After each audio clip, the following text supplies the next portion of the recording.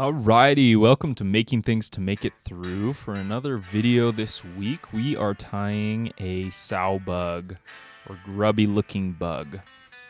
So what we're going to do is we're going to start with the hook with a bead in it. It can be any type of bead, any color. I just chose a gold one right here. And then what I'm going to do is I'm going to start lining that hook with a thread, or dressing that hook as some say it. Once I start dressing it down, what I want to do is I want to kind of dress it with some of this copper wire kind of intertwined in it. That gives it a little bit more weight, because we're going to use that wire a little bit later, but we want that weight so it will sink a little bit more if you use this in a river. So once you get to the back, we're going to add some dubbing. I'm using purple dubbing here, or brown dubbing. Works really well. And you kind of just grab a little bit of it from your dubbing, and then you kind of wrap it into the thread just like this. And then what that does, that allows you to then pass over back onto the hook and kind of give it a lot more bulk to it, and give it a lot more of that hairy, grubby looking body to it. So I'm kind of working up and down the hook here. I'm going to add a little bit more dubbing just so we can keep giving it that thicker kind of look to the hook. So you can see I'm doing that same thing. I'm just kind of wrapping it on the thread just like that. And this is a new setup I'm using this week for filming, so bear with me as I kind of work out the nitty-gritty aspects of it.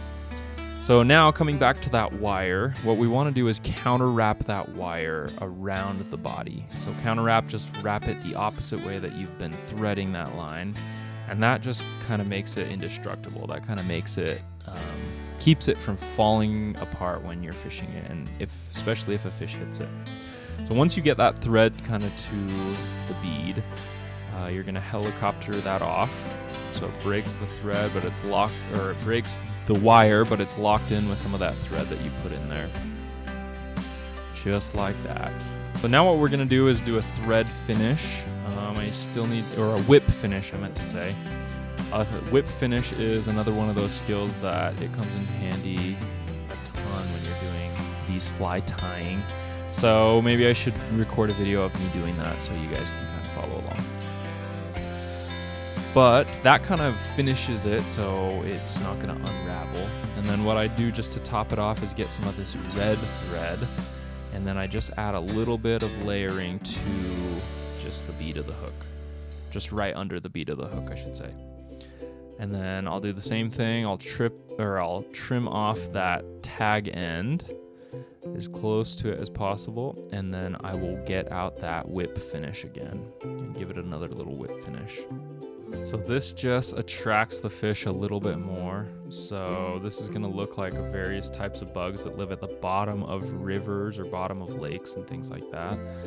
And that red just kind of catches their eye a little bit more. This fly works really well to fish in a river, because the fish kind of see these bugs floating past them, drifting past them, and this works really well. The last thing I'm going to do here is I grab a piece of Velcro and I kind of just comb it just to break apart some of that dubbing that's been in there, just to give it a little bit more of a hairy, buggy look to it. I mean, there's no perfect pattern for this. You're just trying to make it look a little fluffier, look a little buggier. And there you have it. This fly works really well. So thank you so much for tuning in to Making Things to Make It Through this week. Like and subscribe for more content, and comment anything down below that you'd like to see made in future videos. And we'll catch you in the next one. Bye-bye.